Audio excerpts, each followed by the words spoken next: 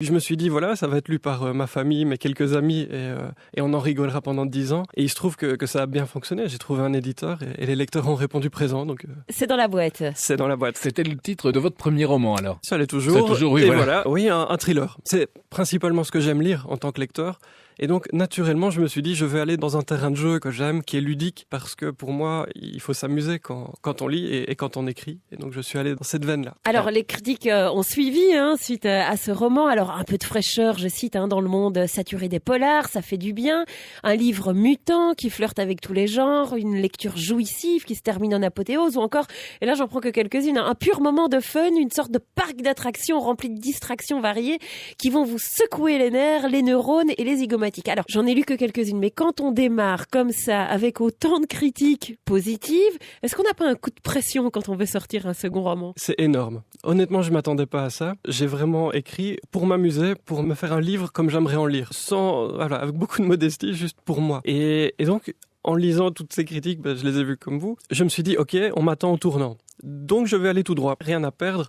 Soit on est terrorisé par le petit succès qu'on a et qui enfle tout doucement, et on fait plus rien parce qu'on se dit je vais jamais réussir à arriver à faire la même chose ou mieux.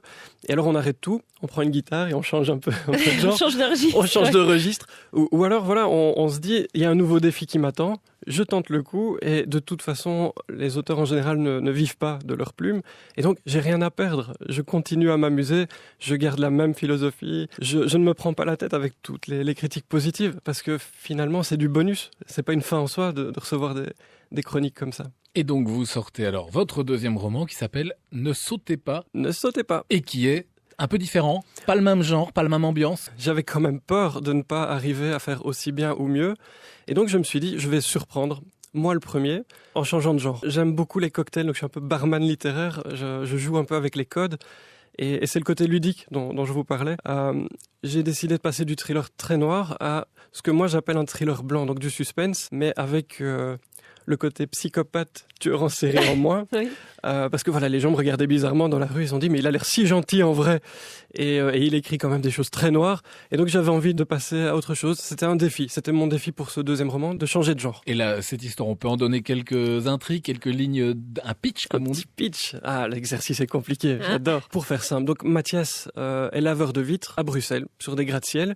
Un jour, mange son sandwich calmement en regardant la vue parce que c'est très joli, il fait ça souvent. Et ce qui se passe, c'est que le gardien de sécurité de cet immeuble va croire qu'il veut se suicider. Il va arriver derrière lui et dire « Ne sautez pas et je vous donne ce que vous voulez pour ne pas que vous sautiez ». Donc lui, il se dit « C'est une caméra cachée, c'est pas possible ».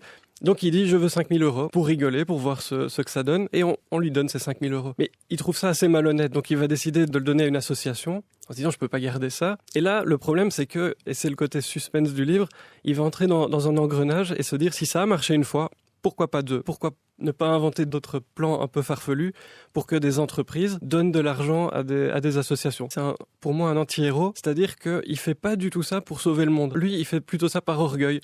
Par challenge, il joue, c'est un grand joueur, et par amour, puisqu'il est en couple avec une infirmière, et elle va le relancer de temps en temps quand lui se dit il faut que j'arrête tous ces plans un peu délirants, et lui va être entraîné comme ça, et ça montre un peu le principe d'un quiproquo qui amène à un engrenage, et on va voir jusqu'où il va aller.